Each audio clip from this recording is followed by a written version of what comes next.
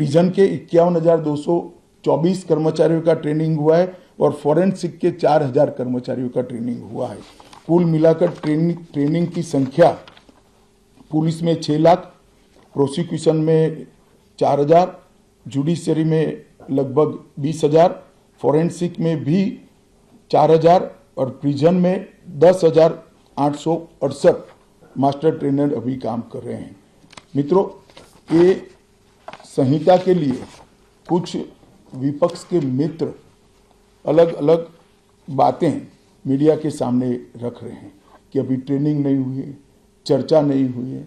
मैं आप सभी को बताना चाहता हूं कि लोकसभा में कुल मिलाकर 9 घंटा और 29 मिनट चर्चा हुई है।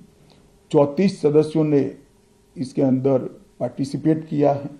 राज्यसभा में 6 घंटा और 70 मिनट चर्चा हुई, 40 सदस्यों ने पार्टिसिपेट किया है। एक ये भी झूठ चलाया जा रहा है कि सबको बाल निकालने के बाद ये बिल लाया गया।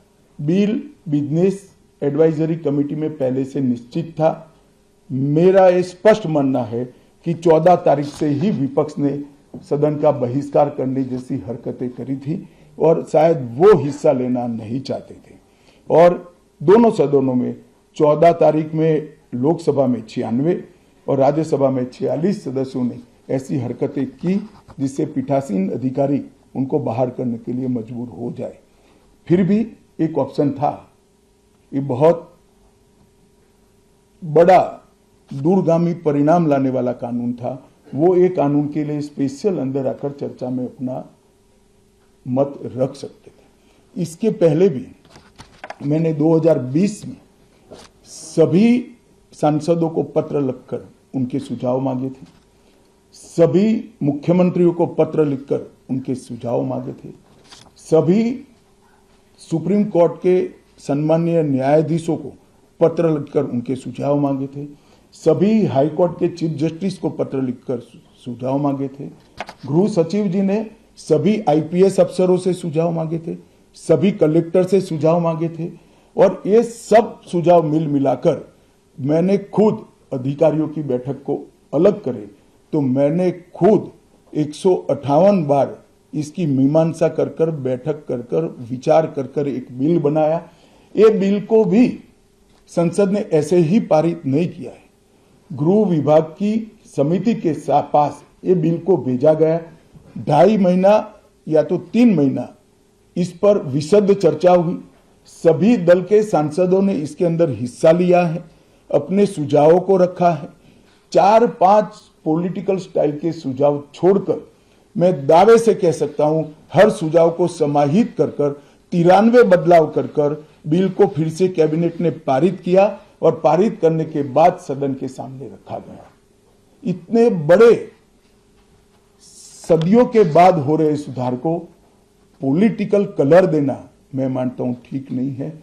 मेरे तो सभी विपक्ष के साथियों से विनती है, पॉलिटिक्स करने के ढेर सारे मुद्दे हैं, आराम से करिए पॉलिटिक्स, कोई चिंता नहीं, हम भी जवाब देंगे। मगर ये कानून देश के 140 करोड़ नागरिकों को संविधान का जो स्पिरिट है, न्याय और आत्मसम्मान, वो समय पर दिलाने की एक एक्सरसाइज है। तो आप सभी लोग इसमें कोऑपरेट करिए और मैं मानता हूं कि जिसको भी कुछ कहना है, मेरा दफ्तर हमेशा खुला है, मैं अवेलेबल हूं। मिलने से पहले रोड पर जाना मैं मानता हूं ठीक नहीं है।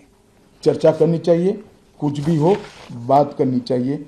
और मेरा स्पष्ट मत है जो मैं आज बेबाक तरीके से आप लोगों के सामने रखना चाहता हूं, रिकॉर्ड के आधार पर कह सकता हूं मैं, भारत के आजादी के बाद किसी भी कानून पारित कराने के लिए इतनी लंबी चर्चा का प्रोसेस नहीं हुआ है। ये मैं रिकॉर्ड पर कहने के लिए तैयार हूं।